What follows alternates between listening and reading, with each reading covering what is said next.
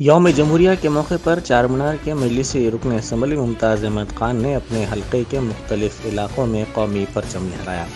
उन्होंने इस मौके पर आवाम को यौम जमहूरिया की मुबारकबाद भी पेश की।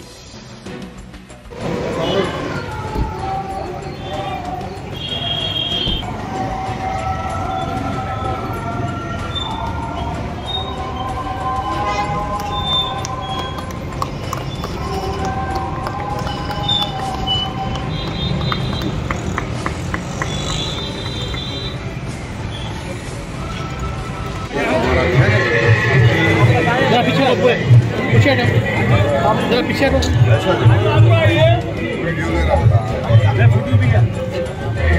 भैया जरा